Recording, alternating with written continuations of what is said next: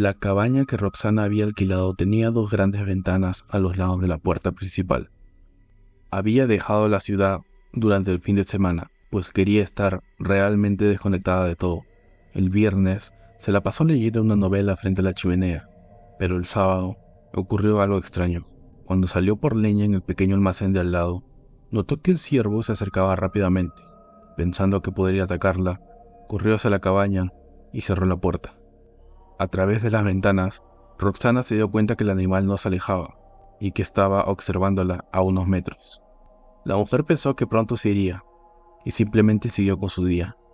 Por la tarde, notó que el ciervo había regresado y esta vez la observaba por el vidrio.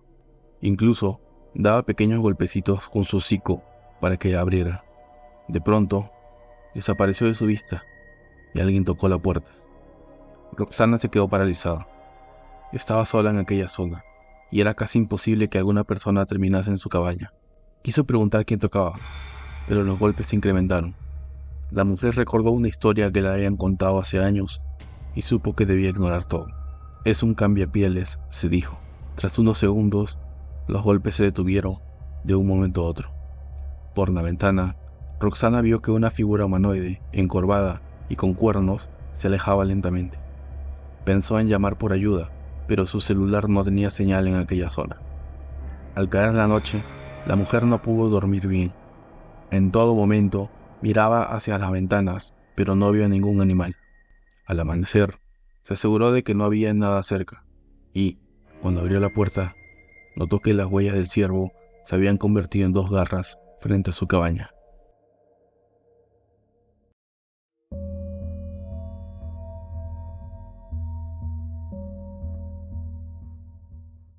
Cada noche, la esposa de Julián le contaba una historia a su hijo antes de dormir.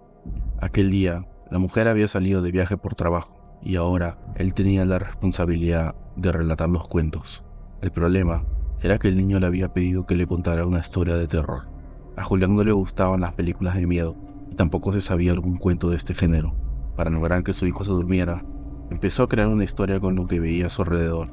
Según la leyenda, el monstruo lleva unas cadenas en las manos, y estas rechinan contra el piso cada vez que da un paso. Siguió relatando el hombre, al notar una cadena de plata en el velador. El niño se veía un poco asustado, y Julián pensó que era momento de terminar. Además, los eslabones de las cadenas aumentan con cada una de sus víctimas, agregó el hombre. Pero, lo que más disfruta el monstruo de las cadenas es devorar a los niños que miente, concluyó.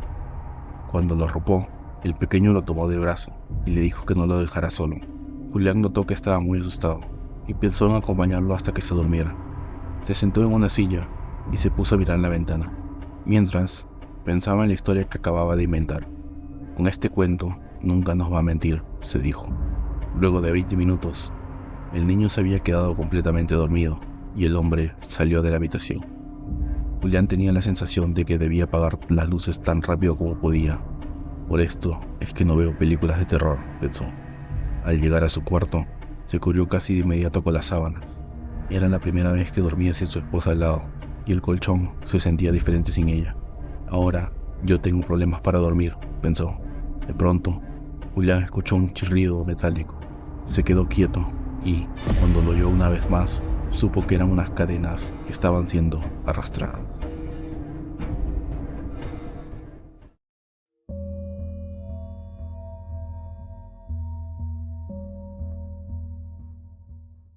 Al llegar a la esquina, vio una cabina telefónica. Faltaba poco para la medianoche y la calle estaba desierta. Me quedé quieto por un momento, pues siempre pasaba por esa avenida, pero nunca había visto la cabina. Incluso asumí que habían retirado todas de la ciudad. Luego de unos segundos, seguí con mi camino. Sin embargo, el teléfono empezó a sonar. Me detuve y miré hacia los lados. Pensé que podría tratarse de una cámara escondida, pero por la noche había poca luz como para grabar. Crucé la calle con dirección hacia la cabina y noté que, sin importar el tiempo, el aparato seguía sonando. «Andrés, ¿eres tú?», preguntó una voz que nunca pensé volver a escuchar. Mi prometida había fallecido hace un año en un accidente en esa misma calle. «Por favor, contéstame», me dijo. No podía creerlo. Pregunté su nombre y escuché cómo reía de felicidad. Tras decirnos cuánto nos echábamos de menos, le pregunté dónde estaba. Es un lugar muy hermoso. No siento dolor o angustia, respondió. Te necesito aquí, agregó. No supe qué decirle. Pensé que estaba imaginando todo. No puedo ahora, Estela. Finalmente respondí. A través de la línea, solo escuché un silencio y, luego, se cortó la llamada. No quise darle importancia porque pensaba que era mi mente jugándome una mala pasada, pero me sentí muy mal tras dar esa respuesta. Colgué el teléfono y salí de la cabina. Me detuve por un momento y pensé en lo que acababa de hacer. Quería verla una vez más, pero tenía miedo. Crucé la calle y un auto a toda velocidad me arrastró por media cuadra. El conductor estaba ebrio y se dio a la fuga. Ahora no puedo ver a Estela y solo me queda esperar a que alguien más vea la cabina y conteste mi llamada.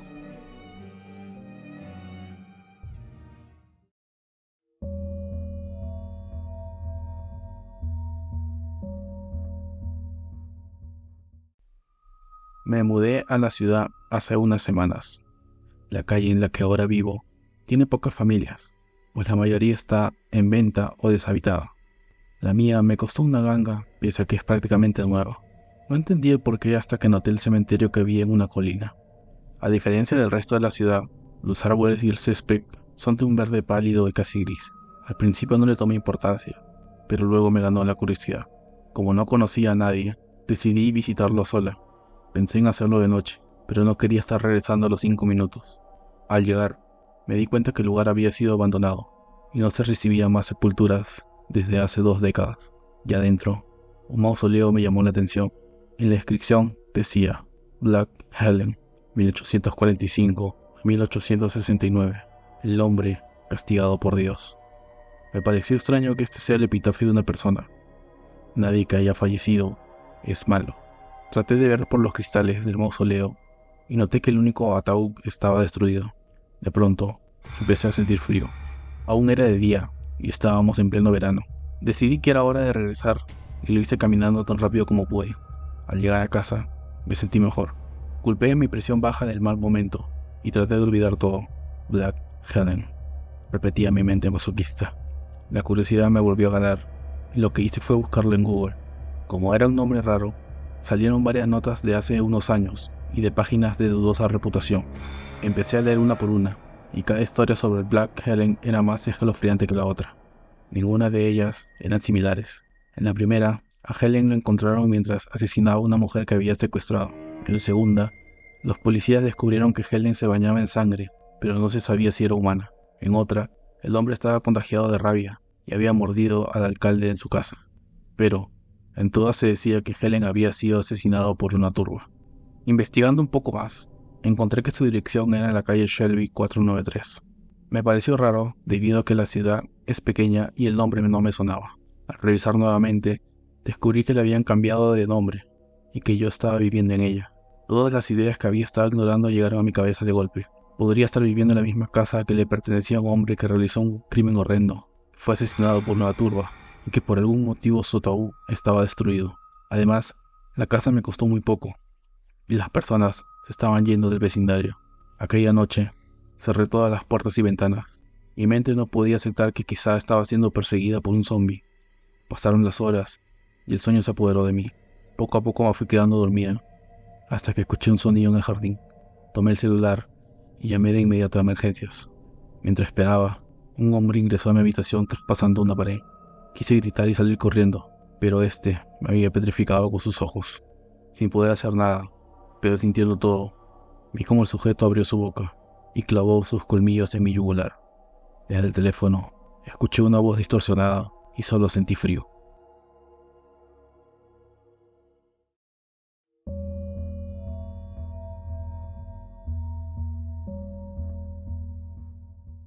Según el oficial que llegó primero a la escena, la mujer estaba sobre la cama. Su cuerpo estaba muy delgado y pálido, como si hubiese estado sin comer por varias semanas. Su rostro parece el de una momia, detective Clark, me dijo por el teléfono. Quedé intrigada. Amy Wells era el nombre de la víctima. Era la nueva dueña de la casa y confirmamos su identidad gracias a un tatuaje que llevaba en su brazo izquierdo. Lo más extraño es que la mujer tenía una mordedura profunda en el cuello y que ninguna entrada hacia la propiedad había sido forzada.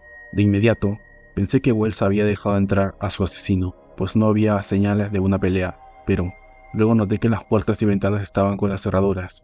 Incluso, las llaves estaban dentro de la propiedad. El equipo de investigación tomó toda la evidencia y se llevó el cuerpo para que sea examinado. A la mañana siguiente, llegaron los resultados de la autopsia. Amy Wells había fallecido por hipoxia cerebral, causada por una hemorragia abundante. Es decir, su cerebro había dejado de funcionar debido a que ya no recibía oxígeno. Sin embargo, la hemorragia llamó mi atención. No había ni una gota de sangre en su sistema. No tenía sentido. No solo es imposible que alguien pierda toda la sangre de su cuerpo, sino que en la escena del crimen no había casi ninguna mancha. Pensé de inmediato en la historia que había escuchado de niña y que ya había olvidado. Un vampiro había vivido en esta ciudad. Eso explicaría todo: la mordedura, la hemorragia abundante y la desaparición de la sangre. Incluso, si creemos en algunas leyendas, estos seres pueden atravesar objetos sólidos, lo que explica cómo ingresó y salió sin problemas. Todo me indicaba que la mujer había sido asesinada por uno, pero era tonto pensar en ello. Necesitaba algo más. Como aún no me llamaban del laboratorio, fui a visitarlos. Al llegar, encontré en una hoja de papel el historial de búsquedas recientes de la computadora de Wells. El nombre Black Helen se repetía varias veces. Fue ahí cuando entendí todo. La historia que había escuchado de pequeña era sobre este hombre. Vivió en el siglo XIX y fue asesinado por una turba. Algunos dicen que lo quemaron vivo por matar a una mujer, mientras que otros aseguran que le clavaron una estaca en el pecho. Pero la versión que más recuerdo es que Helen había sido decapitado. Además, meses atrás se reportaron dos cosas: vandalismo en el cementerio viejo que está en la colina y ataques a mujeres de la zona. Algunas tenían una mordedura en el cuello, mientras que otras solo recuerdan que un hombre las miraba desde la oscuridad y que no podían moverse. Sin embargo, a diferencia de Wells, ninguna vivía sola.